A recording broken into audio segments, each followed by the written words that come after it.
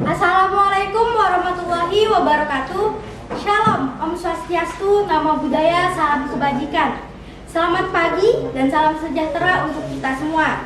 Dewan juri yang saya hormati, serta tim lawan yang saya banggakan dan penonton yang saya cintai.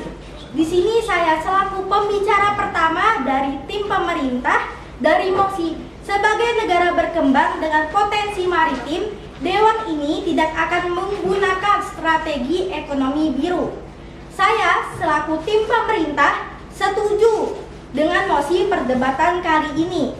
Sebelumnya izinkan saya untuk memperkenalkan diri. Perkenalkan, nama saya Misbahul Azizah dari SMA Negeri 2 Tenggarong. Indonesia memiliki lautan yang sangat luas, yaitu 3.257.357 km persegi. Dengan itu, potensi maritim di Indonesia sangatlah besar. Antara lain wisata bahari, pelayaran, dan industri maritim, dan lain-lain. Salah satu strateginya yaitu ekonomi biru. Banyak dampak dari ekonomi biru tersebut, dari kerusakan ekosistem laut dan dampaknya terhadap warga pesisir atau nelayan.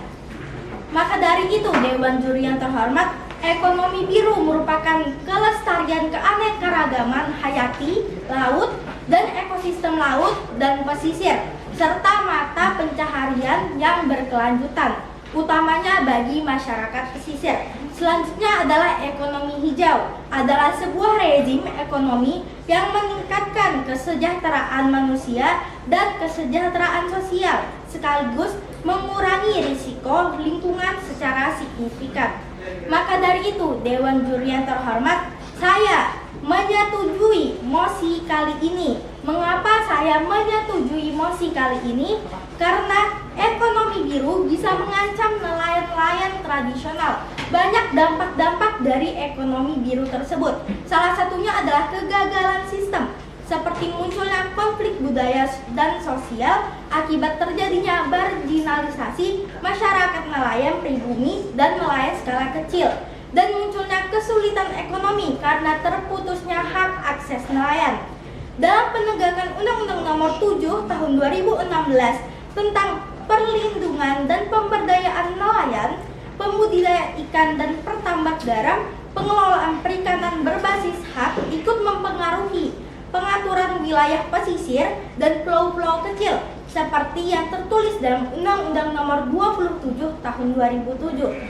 Melalui pengaturan itu, wilayah pemanfaatan laut menjadi terbagi-bagi. Kemudian ada juga untuk mendorong kegiatan lain yang dinilai pastinya besar, potensinya besar. Namun kenyataannya nelayan kita terpaksa harus berkompetisi. Berdasarkan dari Pusat Data Informasi Koalisi Rakyat untuk Keadilan Perikanan pada tahun 2018, hampir di semua titik wilayah pesisir dan pulau kecil Indonesia terdapat proyek reklamasi. Dari total 79.348,9 hektar luas lahan yang akan direklamasi ditaksir akan berdampak terhadap sekitar 747.364 nelayan. Hal ini sungguh miris, di mana konsep ekonomi biru yang harusnya menunjukkan keberpihakan terhadap lingkungan dan masyarakat pesisir justru melakukan perampasan ruang dan kerusakan lingkungan melalui proyek-proyek reklamasi. Seperti contohnya penyusunan Rapenda RZWP 3K di Kalimantan Timur sama sekali tidak melibatkan nelayan dan masyarakat pesisir. Bagaimana tidak? Peraturan yang menyangkut hajat hidup dan keselamatan ruang hidup masyarakat pesisir justru tidak dihadirkan. Maka dari itu, Dewan Juri yang terhormat, dari banyaknya dampak ekonomi biru tersebut, seperti merusak sumber daya laut atau ekosistem laut, selain itu juga dampaknya terhadap warga pesisir seperti nelayan, maka dari itu, menurut saya, pemerintah lebih baik menggunakan ekonomi hijau sebagai pengganti ekonomi biru. Ekonomi hijau juga dinilai sebagai solusi dari sistem ekonomi eksploitatif yang selama ini cenderung merusak lingkungan. tidak hanya bermanfaat bagi lingkungan, tapi juga membantu membuat bisnis lebih sukses dan menguntungkan. Sejumlah negara telah membuktikan itu.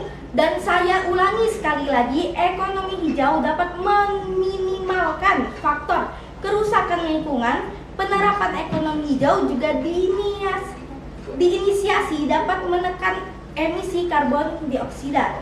Maka dari itu, Dewan Juri yang terhormat, saya mendukung dan menyetujui kebijakan pemerintah untuk tidak akan menggunakan strategi biru karena dampak dari ekonomi biru tersebut. Mungkin hanya itu yang dapat saya sampaikan. Saya akhiri. Wassalamualaikum warahmatullahi wabarakatuh.